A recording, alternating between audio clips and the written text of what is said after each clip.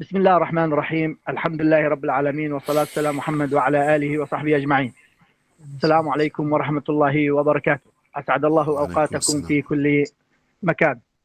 برعاية السيد رئيس جامعة الموصل الأستاذ الدكتور قصي كمال الدين الأحمدي المحترم، وبإشراف كل من الدكتور محمد علي محمد عفين المحترم عميد كلية الآداب، الأستاذ الدكتور حازم ذنون إسماعيل المحترم عميد كلية التربية للعلوم الانسانية، تقيم كلية الآداب والتربية الإنسانية المهرجان القراءة الثاني بعنوان التعبير والأداء وتنمية المهارات. ويأتي هذا المهرجان استكمالا للمهرجان الذي انطلق العام الماضي، وما يميز هذا المهرجان مشاركة كلية التربية الإنسانية فيه. وطبعا ازدانت كلية الآداب بحضورهم وبوجودهم في هذا المهرجان الذي سيكون بإذن الله تعالى فاتحة خير على الكليتين، وفيما يتعلق بتبادل الخبرات والمعارف والتلاقح الثقافي. قبل أن نبدأ بأعمال المهرجان، يتقدم الأستاذ الدكتور كمال حازم حسين رئيس قسم اللغة الإنجليزية في كلية التربية الإنسانية بتقديم كلمة ترحيبية نيابة عن أساتذة كلية التربية العلوم الإنسانية، فليتفضل مشكورا. شكرا دكتور. بسم الله الرحمن الرحيم والصلاة والسلام على رسول الله. Good evening everybody. It's my pleasure to welcome you to the second virtual recitation festival under the title Expression, Performance and Skills Development, held at the Departments of English, College of Education for Humanities and College of Arts at the University of Mosul. We are grateful to the festival committee for the great efforts they did. In my name and the name of the staff of the two departments, I welcome the students participating in this scientific festival, which definitely develops their reading skills, reading and other skills, of course. We look forward to further scientific cooperation between the two colleges. I sincerely hope you all enjoy the festival, and thank you for your attendance and participation. Okay, thank you, Dr. Abdullah. Thank you very much دكتور كمال. شكرا جزيلا دكتور كمال على هذه الكلمة الترحيبية. وانطلقت أعمال المهرجان القراءة الطلابي، وهذه الجلسات تأتي في اليوم الثاني لهذا المهرجان. وأنقل المايك للأخت الزميلة ست هدى ممثلة إعلام كلية الآداب لتقدم طلبة قسم الترجمة. تفضلي ست هدى. شكرا جزيلا دكتور عبد الله. Good evening again, our guests. Let me now welcome and introduce the Department of Translation students who will read different genres from the American literature. So welcome to you, our amazing students. Hello, now, let me introduce Diana Iman, who will read from The Witch of Cause by Robert Frost. The floor is yours, Diana. Thank you, Ms. Huda. Hello, ladies and gentlemen. I am Diana Imad Khalil, Translation Department, third stage. Today, I'm gonna present The Witch of Cause. It's a short ghost play written by Robert Frost in 1923. The plot is a stranger comes across a farm behind the mountains in New Hampshire, where a witch and her son live, and decides to stay for the night. The widow and her son then share their long help with him. And now I shall read the poem. Folks think a witch who has a million spirits she could call up to pass a winter evening, but won't. Should be burned at the stake or something. Something spirits isn't. Button, who's got the button? I would have them know. Mother can make a common table, rear and kick with two legs like an army mule. And when I've done it, what good have I done? Rather than a tip table for you. Let me tell you what Ralph the Control once told me. He said the dead had souls, but when I asked him, how could that be? I thought the dead were souls. He broke my trance. Does that make you suspicious that there is something the dead are keeping back? Yes, there is something the dead are keeping back. You wouldn't want to tell him what we have up attic, Mother? Bones, a skeleton. But the headboard of Mother's bed is pushed against the attic door. The door is nailed. It's harmless. Mother hears it in the night, hot and perplexed, behind the barrier of door and headboard. Where it wants to get is back into the cellar where it came from. We will never let them, will we, son? We will never. It left the cellar 40 years ago and carried itself like a pile of dishes up one flight, from the cellar to the kitchen, another from the kitchen to the bedroom, another from the bedroom to the attic. Thank you for listening. Thank you very much, Tiana, for your interesting reading. Now, we have Ahmed Mohammed, who will read from The Pond, a one-act play by Robert Frost and Amy Lowell. The mic is yours, Miss Huda. Ahmed. Yeah, thank you, Miss Huda.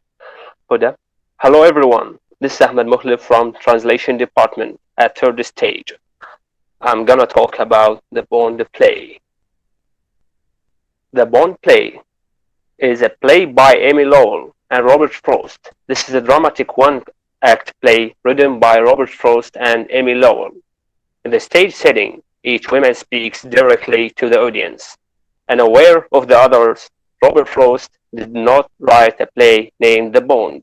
He did write a poem entitled Bond and the Free. This poem shows the relationship of love and thought. The lawyer. Are you? I should have told you. Well, I ain't got nothing to say. I should have said nothing. How glad I was to have you come here on our land. I told the police I had nothing. I promised myself to get down someday and see the way you live. They know real well 'twas me. But I don't know. There weren't no supposing catching me in the woods as they did, with a house full of hungry men to feed. Folks don't walk miles and miles in the drifted snow with no hat, no wrap on them, if everything's all right, I guess. You want to know what's wrong with me? All right? Ha ha ha. Do you? Nothing wasn't right with me. Never was. I guess you'd find. My, ain't men blind on moles? I can't express my feelings any more than I can raise my voice or want to lift my hand. Oh, Lord. Oh, I can lift it when I have to. Why did I do it? It ain't nothing new, be sure of that. Did you ever feel so? I hope you never. It's got so I don't know for sure whether I'm glad, sorry, or what have you. Why, until yesterday, and did you hear again? There is nothing but a voice inside that tells me how I ought to feel and would feel if it hadn't all gone wrong. Why, if you'd had eyes, you'd had seen me changing under your very nose. Take the lake. Each day a little different. I look and look at it. But you never see nothing. You don't. I finished. Thank you very much, Ahmed, for your amazing reading. Now let me introduce Rania Ahmed, who will read a short story for Ernest Hemingway called A Clean, Well-Lighted Place. The floor is yours, Rania. Thank you, Ms. Huda. Good evening, everyone. This is Rania Ahmed, third stage, Department of Translation. Today I'm going to present a short story named A Clean, Well-Lighted Place, written by Ernest Hemingway, along with a brief summary. Hemingway was a successful writer. He was born to a doctor in Oak Park, Illinois, and moved to Paris in the early 1920s. He won the Nobel Prize in 1954. A Clean, Well-Lighted Place is one of his many works. The story talks about an old man who was drinking a brandy in a cafe. A younger waiter was angry and wished that the old man would leave so that he and an older waiter could close the cafe and go home. So he started to insult the deaf man who was indifferent to him. Now I'll go into the story. It was late, and everyone had left the cafe, except an old man who sat in the shadow the leaves of the tree made against the electric light. In the daytime, the street was dusty, but at night the dew settled the dust, and the old man liked to sit late because he was deaf. And now at night it was quiet, and he felt the difference. The two waiters inside the cafe knew that the old man was a little drunk, and while he was a good client, they knew that if he became too drunk, he would leave without paying, so they kept watch on him. Last week he tried to commit suicide. One waiter said, "Why?" He was in despair. What about? Nothing. How do you know it was nothing? He has plenty of money. They sat together at a table that was close against the wall near the door of the cafe. I looked at the terrace where the tables were all empty, except where the old man sat in the shadow of the leaves of the tree that moved slightly in the wind. A girl and a soldier went by in the street. The street light shone on the brass number on his collar. The girl wore no head covering and hurried beside him. "The guard will pick him up," one waiter said. "What does it matter if he gets what he's after? He had better get off the street now, the guard will get him. They went by 5 minutes ago." The old man sitting in the shadow rapped on his saucer with his glass. The younger waiter went over to him. "What do you want?" The old man looked at him. "Another brandy," he said. "You will be drunk," the waiter said. The old man looked at him. The waiter went away. "He will stay all night," he said to his colleague. "I am sleepy now. I never get into bed before 3 o'clock. He should have killed himself last week." The waiter took the brandy bottle and another saucer from the counter inside the cafe and marched out to the old man's table. He put down the saucer and poured the glass full of brandy. "You should have killed yourself last week," he said to the deaf man. The old man motioned with his finger. "A little more," he said. The waiter poured on into the glass so that the brandy sloped over and ran down the steam into the top saucer of the pile. "Thank you," the old man said. The waiter took the bottle bag inside the cafe. He sat down at the table with his colleague again. Well, that's it. Thank you for listening. Thank you very much, Rania, for your amazing reading. Now, Saad Muhammad will read from The Raven, a poem Thank you, by Huda. Ladies and Edgar gentlemen, Allan Poe. Go ahead, Saad. ladies and gentlemen, thank you, Ms. Huda. Thank you so much. Ladies and gentlemen, this is Saad, a third-year student, Translation Department, College of Arts. Today, I'm going to present the Raven poem of the American writer Edgar Allan Poe, first published in January 1845. It tells of what talk of Raven's mysterious visit, the Detroit lover tracing the man's slow.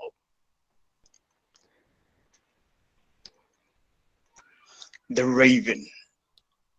Once upon a midnight dreary, while I pondered weak and weary over many a quaint and curious volume of forgotten lore, while I knew the nearly napping, suddenly they came a tapping, as of someone gently rapping at my chamber door. To some visitor, I muttered at my chamber door. All of this and nothing more. Distinctly I remember, 'twas the bleak December, and each bright dying ember wrote its ghost upon the floor. Eagerly I wished the morrow vainly had sought to sorrow.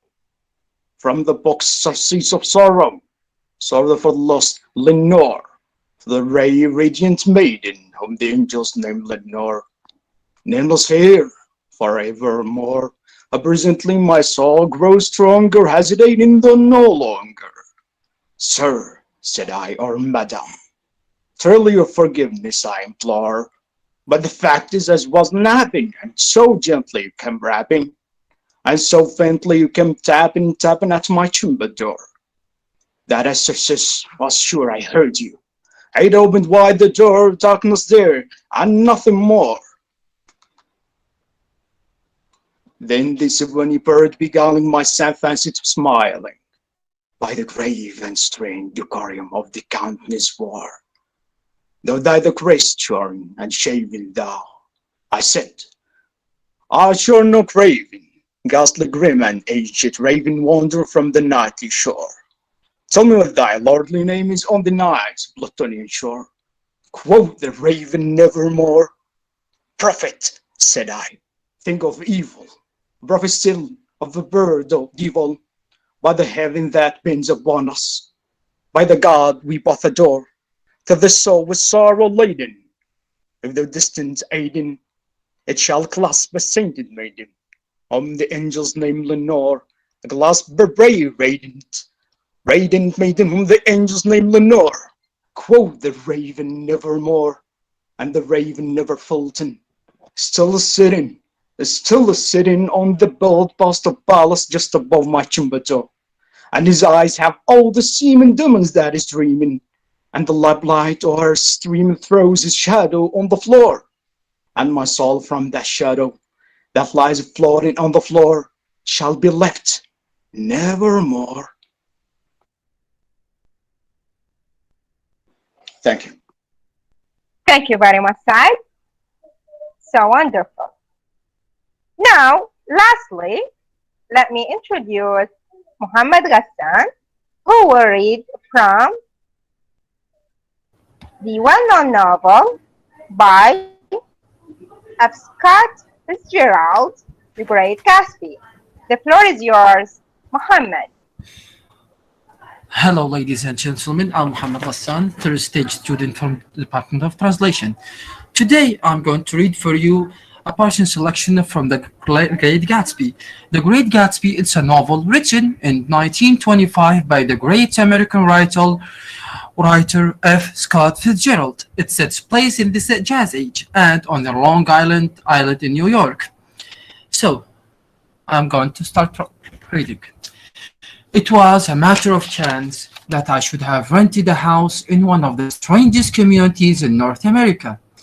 It was on that cylinder riotous island which extended itself due to east of New York, where they are, among other natural curiosities, two enormous eggs, identical in character and separated only by the Courtesy Bay, just out into the most domesticated of salt water in the Western Hemisphere, the great wet barnyard of Long Island Sound.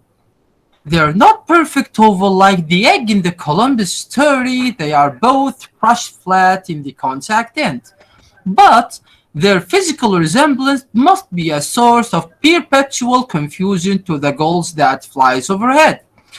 To the wingless, a more arresting phenomenon is their dissimilarity in every particular except shape and size. I lived at West Egg, the less fashionable of the two, though this is a most superficial tag to express the bizarre and not a little sinister contrast between them. My house was at the very tip of the egg, only 15 yards from the Sound, and squeezed between two huge places rented for 12 or 15,000 a season. On my right was a colossal affair by any standards. It was a fictional imitation of some Hotel de Ville in Normandy, with a tower on one side, spanking anew under a thin beer of raw ivy, and a marble swimming pool and more than 40 acres of lawn and garden. It was Gatsby's mansion, or rather, as I didn't know Mr. Gatsby's, it was a mansion inhabited by a gentleman of that name. My own house was a nicer, but it was a small eyesore, and it had been overlooked, so I had a view of the water, a partial view of my neighbor's lawn, and the consummate proximities of millionaires, all for $80 a month. Across the Courtesy Bay, the white palaces of the fashionable East Egg glittered along the water, And the history of the summer really begins on the evening I drove over there to have dinner with the Tom Buchanan. Daisy was my second cousin, once removed, and I'd known Tom in college. And just after the war, I spent 2 days with them in Chicago. Thank you very much, ladies and gentlemen. Thank you very much, Mohammed. So amazing reading.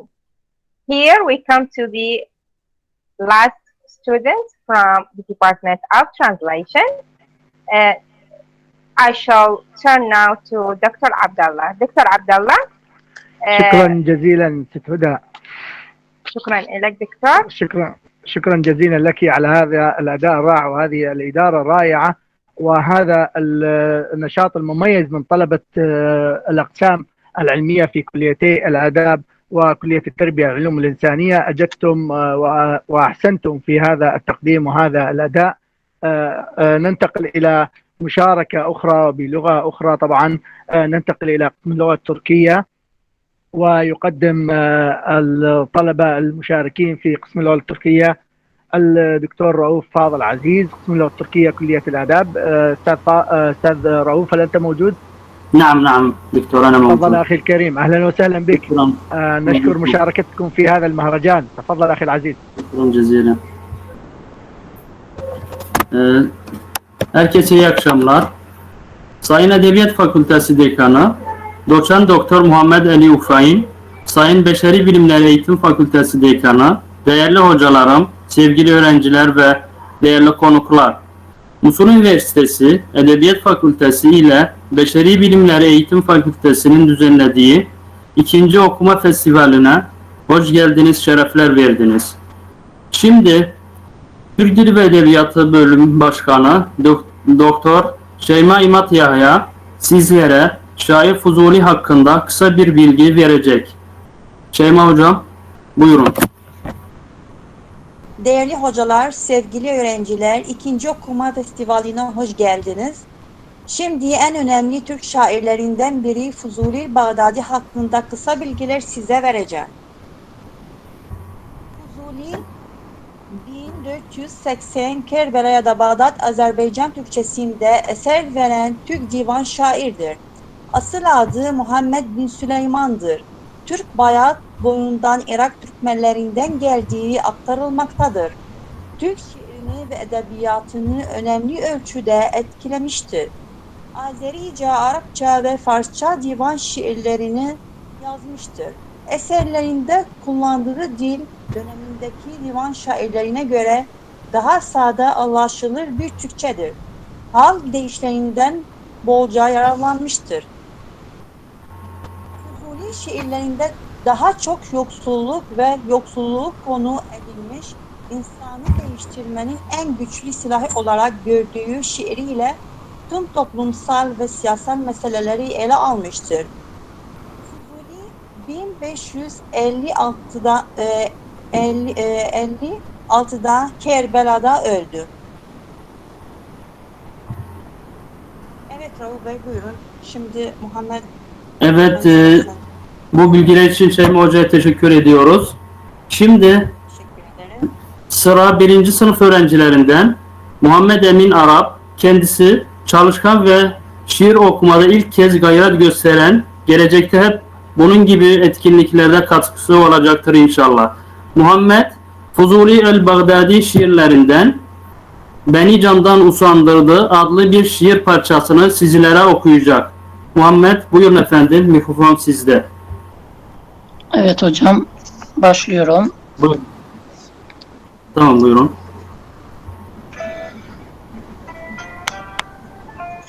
Beni candan usandırdın.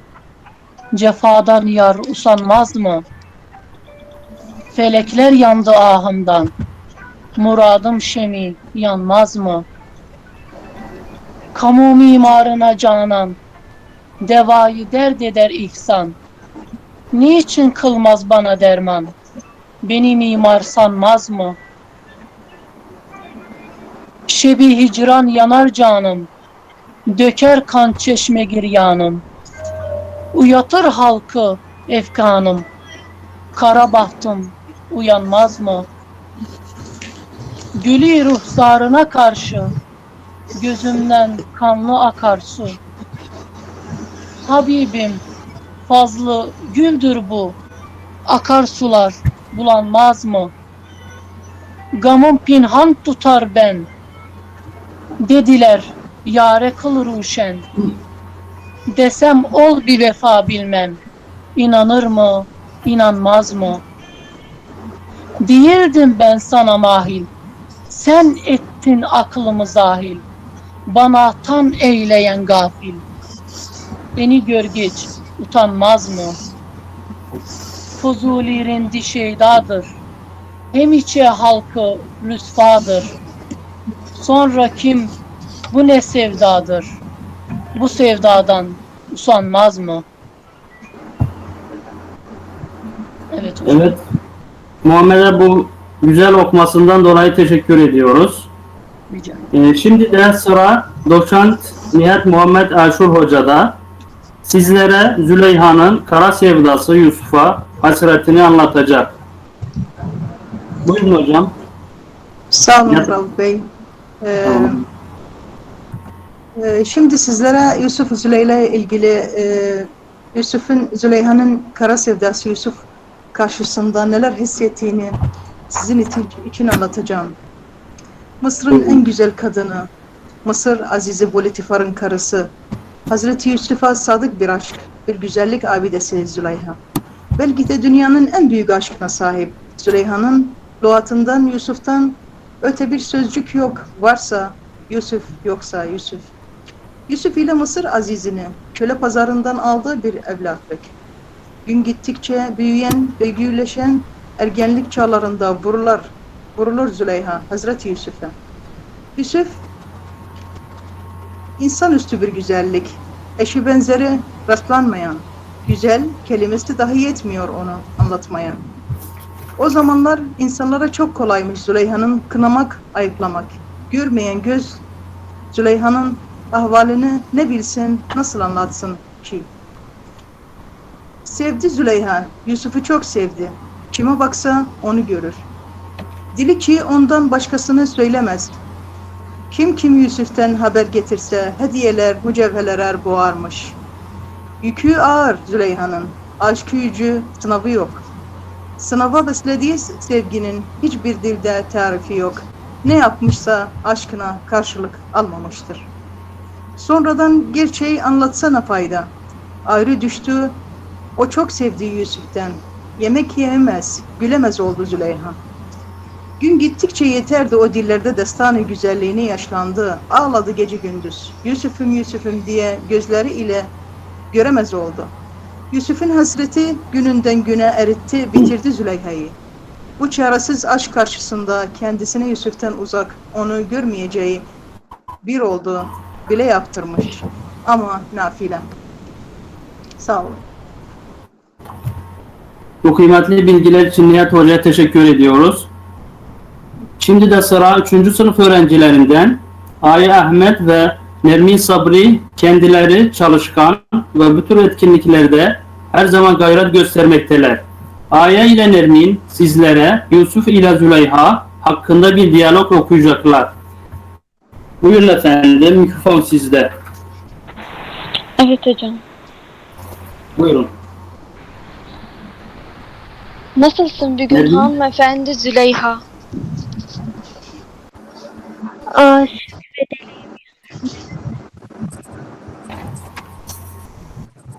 Şimdi nereye gidiyorsun? Pardon, bir dinliyor musunuz? İsterseniz kısa yükseltirseniz Tamam, tekrar baştan alın. Tamam hocam. Nasılsın bugün hanımefendi Züleyha? Açık ve deliyim Yusuf'un yüzünden. Şimdi nereye gidiyorsun? Nil'in kenarına gidiyorum. Yusuf'un geleceğini duydum. Geleceğinden bu kadar emin misin? Eminim. Er ya da geç gelecek. Gelse bile sana bakmayacak ki. Sen yaşlandın artık. Bütün malımı, mülkümü onun uğruna harcadım. Gel vazgeç bu sevdadan. O şimdi Mısır'ın veziri olmuş.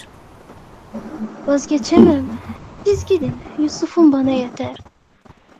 Gözlerine aklar düştü. Boşuna bekleme Yusuf'u. Benim işim beklemek, Yusuf'un işi de bekletmek.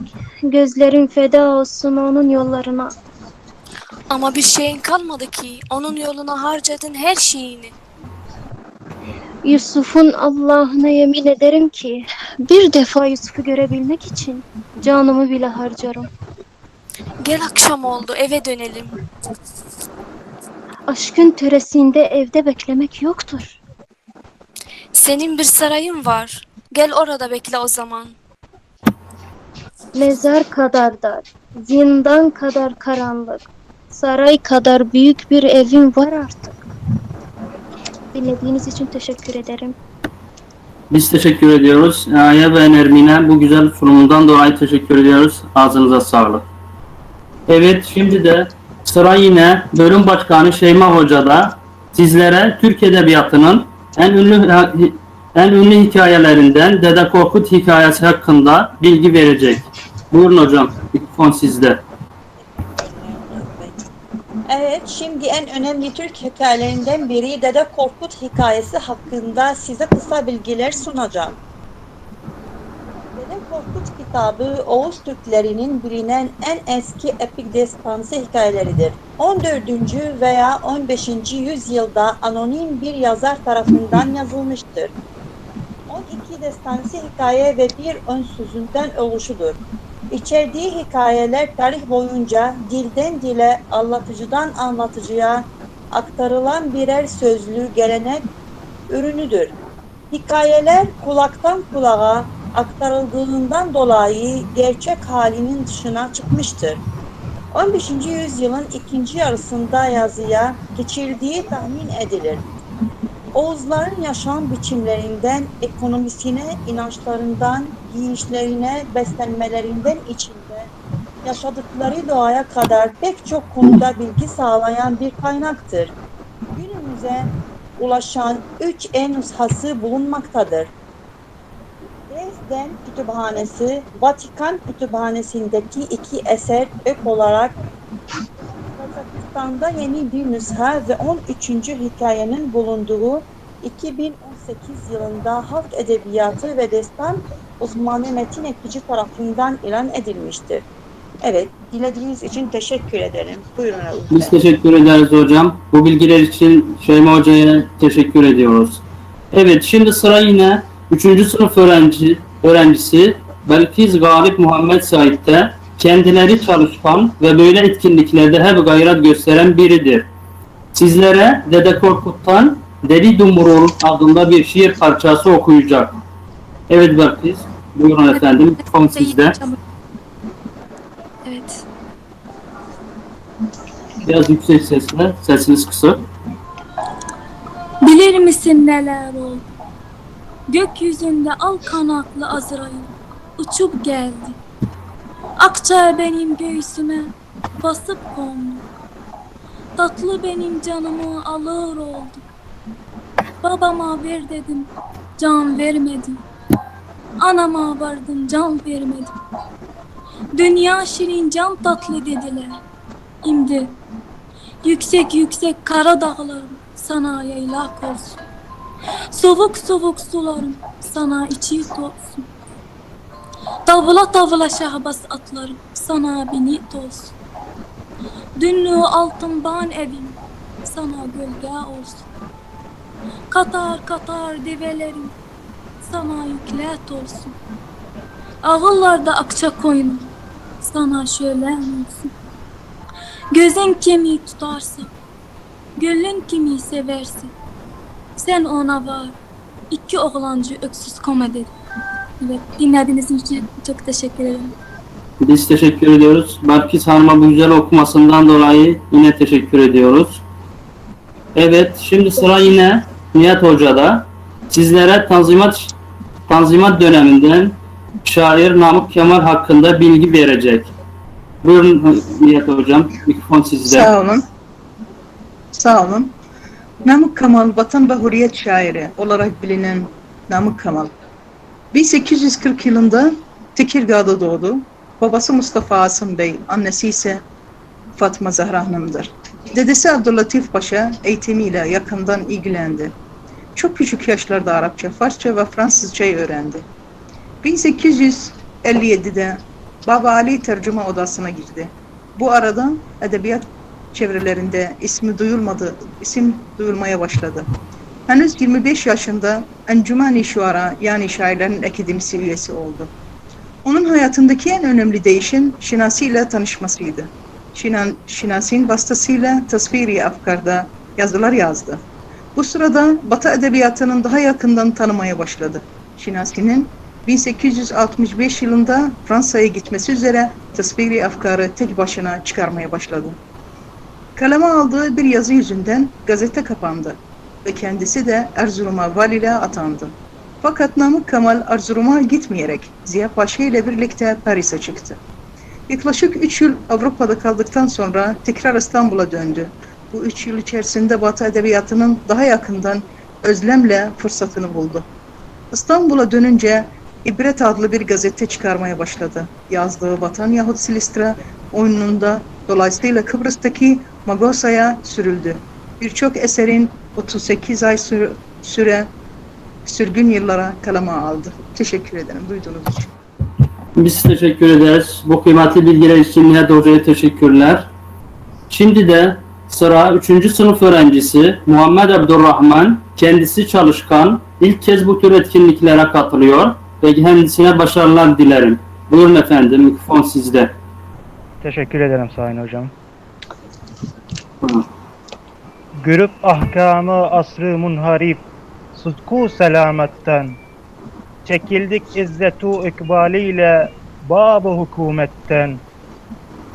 Usanmaz kendini insan bilenler, halka hizmetten. Mürevetmend olan mazluma, el çekmez ihanetten. Zelil olduysa millet, şanla noksan gelir sanma. Yere düşmekle cevher, sakt olmaz kedru kıymetten. Vücudun kim hamiri mayesi, haki vatandandır. Nagamrahı vatanda, haki olursa cevher mihnetten. Muini zalimin dünyada, arbabı denaattir. Köpektir zevk alan, sayadabı insafa hizmetten. Durup ahkamı nüsret, ittihada kalbi millette. Çıkar asarı rahmet, ihtilafı rayı ümmetten. Teşekkür ederim herkese. Evet, Muhammed'e bu güzel sunumundan dolayı teşekkür ediyoruz. Ve burada bizim bölüm katılımcıları sunumlarını bitirmiş oldu. Herkese teşekkür ediyoruz. Şimdi mikrofonu bölüm başkanı Şeyma Hoca'ya veriyorum. Buyurun hocam, mikrofon sizde. Çalışmalarınız için çok teşekkür ederim. Evet efendim, sonunda ikinci okuma festivalindeki bütün katılımcılara çok teşekkürler. Daha nice başarılar beraber kutlamak dileğiyle. Saygılarımla. Teşekkürler hocam. Evet. والآن نحول المايك إلى الدكتور عبد الله خليل. شكرا جزيلا دكتورة شيماء، وشكرا جزيلا أستاذ رؤوف، وشكرا جزيلا ستات. كان أداء مميز وأداء رائع باللغة التركية. حقيقة شعرت أنني في نقاش حوار أدبي عظيم وجميل مع أداء مميز ورائع لطلبة قسم اللغة التركية في كلية الآداب. وختامها مسك. نختم مهرجان اليوم بلغة أخرى هي اللغة الفرنسية، ويشارك قسم اللغة الفرنسية أيضا في هذا المهرجان، ومع صديقي وزميلي براء إبراهيم محمود قسم اللغة الفرنسية كلية الآداب، ليقدم طلبة قسم اللغة الفرنسية والمشاركين في هذا المهرجان. تفضل أستاذ براء. شكرا جزيلا دكتور عبد الله. السلام عليكم. Bonsoir à tous. Je m'appelle Bara Ibrahim Mahmoud. Je suis enseignant à l'Université de Mossoul, faculté des lettres, département de français. Aujourd'hui, nous avons l'honneur de participer avec vous pour cette énorme activité. Nos étudiants vont vous présenter des extraits littéraires empruntés par la littérature française. راح أترجم باللغة العربية. مساء الخير على الجميع. أنا أدعى براء إبراهيم محمود، مدرس مساعد في كلية الآداب قسم اللغة الفرنسية. حقيقة نحن يشرفنا ويسعدنا المشاركة معكم في هذه الاحتفالية الرائعة وهذا النشاط الكبير. طلبتنا سوف يقدمون لكم مقاطع وقطع أدبية مستوحاة من الأدب الفرنسي. On commence par Mademoiselle Fadwa qui va présenter un texte du théâtre français. إذن البداية ستكون مع الآنسة فدوى اللي راح تقدم لكم مقطع من مسرحية فرنسية. Je te donne la parole, Mademoiselle Fadwa. لك الكلام آنسة فدوى. السلام عليكم جميعا. Bonsoir à tous et à toutes. Je m'appelle Fadwa Abdelkhaliq Saleh. Je suis étudiante en 4e année à l'Université de Mossoul, Faculté des Lettres, département de français. Je vous présente cette soirée une partie de pièces de théâtre Tartuffe, où l'imposteur, l'hypocrite, tous ces noms et dessine le personnage de Tartuffe. Je commence avec le parole de cliente. Il dit: Je ne suis pas mon frère un docteur révéré, et le savoir chez moi n'est pas tout retiré. Mais en un mot, je sais pour toute ma science, de faux avec le vrai, faire la différence. Et comme je ne vois nul genre de héros qui soit plus brisé que les parfaits dévots, aucune chose au monde est plus noble et plus belle que la sainte ferveur d'un véritable zèle. Aussi ne vois-je rien qui soit plus odieux que le dehors plâtré d'un zèle spéciaux, que ces frères charlatans, que ces dévots de place, de qui le sacrilège est en pose grimace, abusent impunément et se jouent à leur gré de ce qu'on les mortels de plus saint et sacré. Ces gens qui par une âme à l'intérêt soumise font de dévotion métier et marchandise, et veulent acheter crédit et dignité à prix de faux clins d'œil et d'élans affectés. Ces gens du jeu convoient d'une ardeur nos communes par le chemin du ciel courir à leur fortune, qui brûlant et brillant demandent chaque jour et prêchent la retraite au milieu de la cour, qui savent ajuster leurs ailes avec leurs vices, sont prompts, vindicatifs, sans foi, plats d'artifice. Et pour être quelqu'un, couvre absolument de l'intérêt du ciel leurs fiers sentiments, d'autant plus dangereuses dans leur âpre colère qu'elles prennent contre nous des armes qu'on révère. Et leurs passions dont on leur sait bon gré vont nous assassiner avec un fer sacré. De ce faux caractère, on ne voit trop paraître, mais les dévots du cœur sont aisés à connaître. Notre siècle, mon frère, en expose à nos yeux qui peuvent nous servir d'exemple glorieux. Regardez Aristote, regardez Périandre, Oronte, Alcédamas, Polydore, Clétandre. Ce titre par aucun ne l'aurait débattu. Ce ne sont point du tout fanfarons de vertu. On ne voit point en eux ce faste insupportable, et leur dévotion est humaine et traitable. Et nous censurons pas toutes nos actions, et trouvent trop d'orgueil dans ces corrections, et laissant la fierté des paroles aux autres, c'est par leur action qu'elles reprennent les nôtres. L'apparence du mal a chez eux peu d'appui, et leur âme est portée à juger bien d'autrui. Point de cabale en eux, point d'intrigue à suivre, on les voit pour tout soi se mêler de bien vivre. Jamais contre un pécheur et note d'acharnement. Ils attachent leur règne au péché seulement, et ne veulent pas prendre avec un zèle extrême les intérêts du ciel plus qu'il ne veut lui-même. Voilà mes gens, voilà comme il en faut user, voilà l'exemple enfin qu'il se faut proposer. Votre homme, à dire vrai, n'est pas de ce modèle, c'est de fort bonne foi que vous vantez sans zèle. Et, mais par un faux éclat, je vous crois ébloui.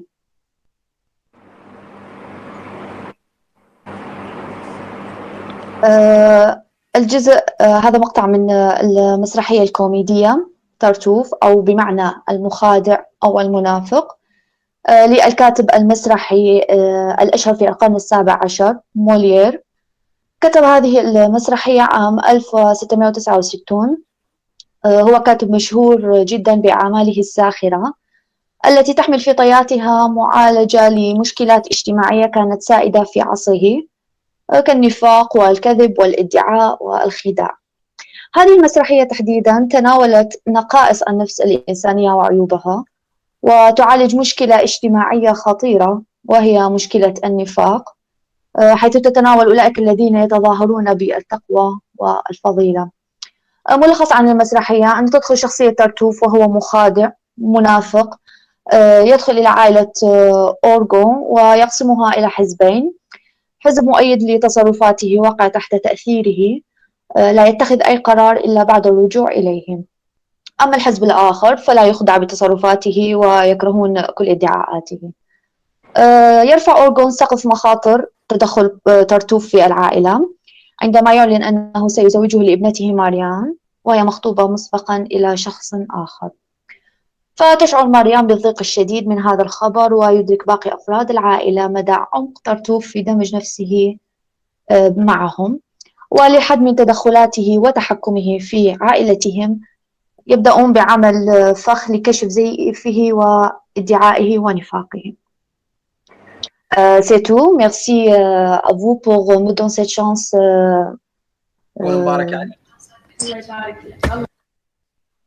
Merci, merci. Merci beaucoup. Merci à vous, monsieur. Voilà, merci à tous et à toutes. Merci, Fedwa. Maintenant, je donne la parole à monsieur Talal. Monsieur Talal, avec la poésie. Oui, bonsoir à toutes et à tous. Je suis Talal Youssef, j'étudie au département de français à la faculté des lettres. مساء الخير للجميع. أنا طلال يوسف، أدرس اللغة الفرنسية بكلية الآداب قسم اللغة الفرنسية. Aujourd'hui, je vais vous présenter un poème d'un poète français du XVIIe siècle. اليوم سوف أقرأ لكم قصيدة لشاعر فرنسي باروكي من القرن السابع عشر. D'accord, c'est parti.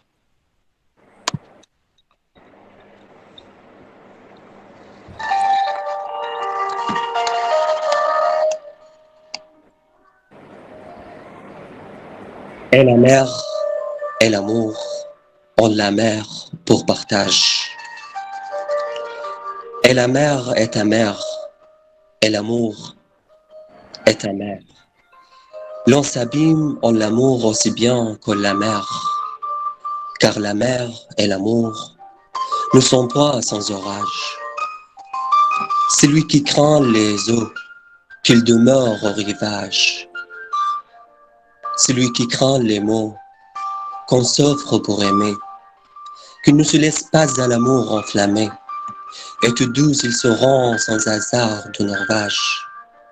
La mer de l'amour, la mer pour perceux. Le feu sort de l'amour, sa mère sort de l'eau. Mais l'eau contre ce feu ne peut fournir des arts. Si l'eau pouvait éteindre un brasier amoureux, ton amour qui me brûle est si fort de l'euro. Puis je s'étend sans feu de la mer de mes larmes.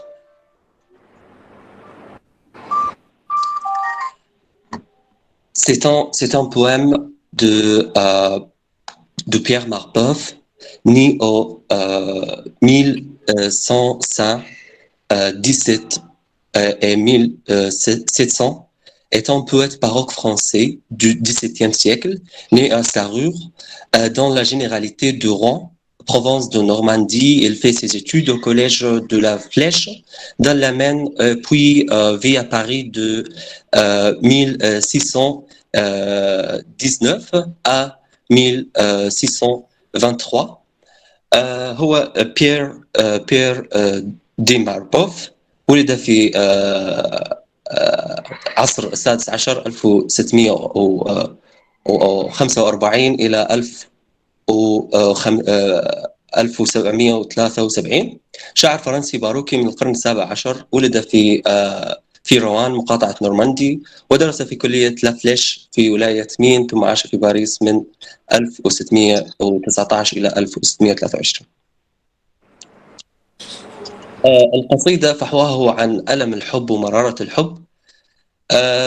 الترجمة بالعربي. Je vais présenter la traduction en arabe de ce poème. Alors, سأقدم القصيدة باللغة العربية. البحر والحب يتقاسمان المرارة نفسها، فالبحر مر والحب مر كذلك. لا يمر البحر لأن البحر والحب لا يمران بدون عاصفة، فمن يخشى الماء يسكن الشاطئ، ومن يخشى الشرور التي نعانيها من الحب أنه لا يتركه الحب يشتعل، وكلاهما سيكون بدون فرصة لتحطيم هذا الإبحار. فوالدة العشق هي بذاتها كالمهدي، النار تخرج من الحب وأمه تخرج من الماء، لكن الماء ضد هذه النيران لا يمكنه أن يطفئ نار العناء. إذا كان بإمكان الماء إطفاء حريق الحب، فحبك الذي يحرقني مؤلم جدا، لا تحاول، قد أطفأت نيرانها في بحر دموعي. Je vous remercie, c'est tout le poème. Et je remercie toutes et tous les présences qui présentent maintenant dans ce soirée. Merci beaucoup et c'est tout. Merci Talal, merci. On termine avec mademoiselle Lina qui va vous présenter un extrait d'un roman français. راح ننهي هذه الجلسة والمشاركة مع الآنسة لينا اللي راح تقدم لكم مقطع من رواية فرنسية. Je te donne la parole, Lina. Oui, merci, Monsieur Bra. Bonsoir toutes et tous. Je m'appelle Lina, étudiante en troisième année au département de français.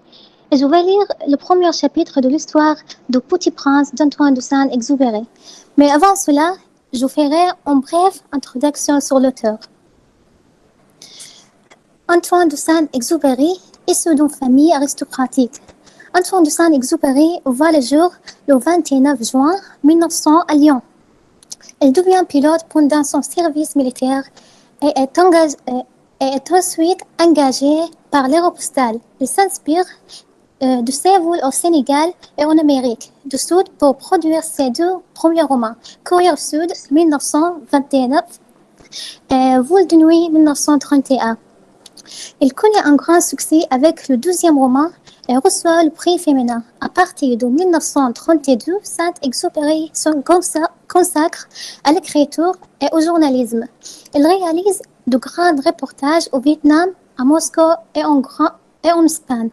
C'est pendant cette période qu'il développe sa pensée humaniste qu'il transmet dans Terre des Hommes, roman populaire en 1939 qui obtient le Grand Prix de roman de l'Académie française. En 1943, il intrigue les forces françaises libres au sud de la Méditerranée pour réaliser de nouvelles missions de reconnaissance. Le 17 juin 1944, il découle depuis la Corse pour une mission de repérage et disparaît en mer, officiellement porté disparu. Antoine de Saint-Exupéry est déclaré mort pour la France en 1948. En 1943, juste avant de repartir au combat, Antoine de Saint-Exupéry publie à New York un conte poétique et philosophique qui aura un succès mondial retentissant, Le Petit Prince. Ce livre met en scène un aviateur qui fait la connaissance d'un étrange petit prince venu d'une toute petite planète, l'astéroïde B612. Ce dernier raconte à l'aviateur ses rencontres sur les différentes planètes qu'il a visitées après avoir quitté la sienne. L'ouvrage est accompagné des aquarelles réalisées par Antoine de Saint-Exupéry lui-même. Le Petit Prince est publié en France 2 ans après sa mort en 1946. أنطوان دو سان إكزوباري طيار وكاتب فرنسي ولد في 29 من حزيران عام 1900 في مدينة ليون، ومات في مهمة من أجل فرنسا عام 1944 حيث لاقى حتفه في أعقاب إحدى المهمات الاستطلاعية، ولم يعثر على جثمانه إلا في سنة 1988 على الساحل الفرنسي قبالة مدينة مارسيليا. انتمى إلى الطبقة الأرستقراطية في فرنسا وعاش طفولة جميلة بالرغم من فقدانه المبكر لأبيه. Oui, c'est ça pour l'introduction de l'auteur. Et maintenant, je vais lire le premier chapitre de l'histoire. انتهيت من تقديم الكاتب وسأقرأ الآن الفصل الأول من الرواية. Lorsque j'avais 6 ans, j'ai vu une fois une magnifique image dans un livre sur la voûte vierge qui s'appelait Histoire vécue. Ça représentait un serpent bois qui avalait un fave. Voilà la copie de dessin. On disait dans le livre, les serpents bois avalent leur proie tout entière sans la mâcher. Ensuite, ils ne pouvaient plus bouger et ils dorment pendant les 6 mois de leur digestion. J'ai alors beaucoup réfléchi sur les aventures de la jungle et à mon tour, j'ai réussi avec un crayon de couleur à tracer mon premier dessin, mon dessin numéro 1. Il était comme ça. J'ai montré mon chiffre d'œuvre aux grandes personnes et je leur ai demandé si mon dessin leur faisait peur. Ils m'ont répondu: pourquoi un chapeau fait-il peur? Mon dessin ne représentait pas un chapeau, il représentait un serpent bois qui digérait un éléphant. J'ai alors dessiné l'intérieur du serpent bois afin que les grandes personnes puissent comprendre. Ils ont toujours besoin d'explications. Mon dessin numéro 2 était comme ça. Les grandes personnes m'ont conseillé de laisser de côté les dessins du serpent bois ouverts ou fermés et de m'intéresser plutôt à la géographie, à l'histoire, au calcul et à la grammaire. C'est ainsi que j'ai abandonné à l'âge de 6 ans une magnifique carrière de peintre. J'avais été découragée par l'insuccès de mon dessin numéro 1 et de mon dessin numéro 2. Les grandes personnes ne comprennent jamais rien toutes seules et c'est fatigant pour les enfants de toujours leur donner des explications. J'ai donc dû choisir une autre matière et j'ai appris à piloter des avions. J'ai volé un peu partout dans le monde. Et la géographie, c'est exact, m'a beaucoup servi. Je savais reconnaître de premier coup d'œil la Chine de l'Arizona. C'est très utile si l'on est égaré pendant la nuit. J'ai ainsi eu, au cours de ma vie, des tas de contacts avec des tas de gens sérieux. J'ai beaucoup vécu chez les grandes personnes et je les vois de très près. Ça n'a pas trop amélioré mon opinion. Quand j'en rencontrais une qui me paraissait un peu lucide, je faisais l'expérience sur elle de mon dessin numéro 1, que j'ai toujours conservé. Je voulais savoir s'il était vraiment compréhensible, mais toujours il me répondait: c'est un chapeau. Alors, je ne lui parlais ni du serpent bois, ni de four vierge, ni d'étoiles. Je me mettais à sa portée. Je lui parlais de bridge, de golf, de politique et de cravate. Et les grandes personnes étaient bien contentes de connaître un homme aussi raisonnable. Oui, j'ai fini. Merci beaucoup. Merci toutes et tous. Je suis très heureux d'avoir ces chances. Oui. شكرا للجميع. شكرا أستاذ براء. شكرا لينا. شكرا. Merci Lina. Enfin, nous vous remercions beaucoup pour nous donner l'occasion de participer. Grand merci pour Monsieur Abdallah et Mademoiselle Huda et à tous. في النهاية أحب أشكر الجميع على هذه الدعوة وهذه المشاركة لنا، وإن شاء الله أعمال قادمة أكثر وأكثر. شكرا دكتور عبد الله، أستاذ هدى وللجميع. شكرا جزيلا أستاذ براء على هذه المشاركة القيمة، وأكاد أجزم أن الأداء الطلبة باللغة الفرنسية كان أفضل من اللغة العربية، ولو أني لا أفهم شيء من اللغة الفرنسية، لكن طريقة حديثهم السريعة باللغة العربية وأدائهم البطيء والمميز باللغة الفرنسية يوحي بضبطهم للنصوص بهذه الطريقة الجميلة. شكرا جزيلا على هذا الأداء. شهادة نعتز بها دكتور. شكرا لك، ونشكر قسم اللغة الفرنسية على المشاركة الفعالة في هذا المهرجان، وإن شاء الله تعالى سيعمم هذا المهرجان في نشاطات أخرى ليشمل أقسام كلية الآداب بالكامل. وهناك مهرجان فلسفي يجري التخطيط له مع قسم الفلسفة يتناول الفيلسوف الشاب. وختمنا هذا المهرجان وختامها مسك طبعا باللغة الفرنسية، فكان اليوم يوما مميزا بوجود لغات عدة لطلبة كلية الآداب وطلبة كلية التربية للعلوم الإنسانية. وفي الختام قبل أن أنهي ست هدى، لديك كلمة أخيرة قبل أن أنهي النشاط أو المهرجان؟ نعم، أنا أحب أشكر الجميع طبعا من الأساتذة والكليتين الآداب والتربية ومشاركة الطلبة جميعا على إدائهم الرائع وعلى مستوى العلم والثقافة الأدبية والإدائية التي تميزوا بها في هذا المهرجان. وأيضا أحب أختم باللغة الإنجليزية إذا بعد إذنكم. For all students, for all participants, for all people, thank you, our wonderful guest students. You've been great, talented, and interested in your readings. Also, I want to thank all of my colleagues for their participation and crucial role to hold such an amazing cultural event, challenging the bad extraordinary circumstances represented by COVID-19 pandemic. الله يسلم الجميع من الوباء ويجعل أيامنا إن شاء الله مشرقة بالأدب والفن والثقافة، ونجتمع على خير إن شاء الله في مهرجانات ونشاطات أخرى. وشكرا دكتور عبد الله على التقديم الرائع وعلى التنظيمات وعلى المجهود والتعاون من أجل هذه النوع من النشاطات. شكرا جزيلا. شكرا جزيلا ست هدى على هذه المشاركة.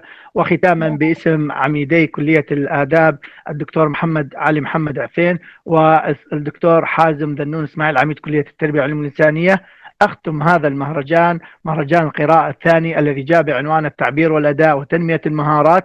وأقدم شكري للسادة المشاركين من الطلبة ومن الأساتذة، وكذلك إلى السادة رؤساء الأقسام الذين بذلوا جهدا في تدريب الطلبة والإعداد لهذا النشاط الكبير، بدءا بالأستاذ الدكتور باسم يحيى جاسم رئيس قسم اللغة الإنجليزية كلية الآداب، والأستاذ الدكتور عبد الرحمن أحمد عبد الرحمن رئيس قسم الترجمة كلية الآداب، والأستاذ الدكتور كمال حازم حسين رئيس قسم اللغة الإنجليزية كلية التربية والعلوم الإنسانية، والأستاذ الدكتور أمين لقمان الحبار رئيس قسم اللغة العربية كلية التربية والعلوم الإنسانية، والأستاذ المساعد الدكتور معن يحيى محمد العبادي رئيس قسم اللغة العربية في كلية الآداب، وطبعا الأستاذ المساعد الدكتور عبد الله خليف الحياني رئيس قسم الإعلام في كلية الآداب، والأستاذ أحمد حسن جرجيس رئيس قسم اللغة الفرنسية، وختامها مسك رئيس قسم اللغة التركية الدكتورة شيماء عماد يحيى. شكرا جزيلا لهذه المشاركات القيمة. وما يميز هذا المهرجان أنه احتضن كلية كلية التربية والعلوم الإنسانية ومدت جسور التعاون وجسور المحبة وجسور التفاهم والتلاقح الثقافي ما بين الأساتذة وما بين الطلبة، فكان هذا الأداء مميزا وامتلأت باحة كلية الآداب بالورود والأزهار الجميلة. والسلام عليكم ورحمة الله وبركاته.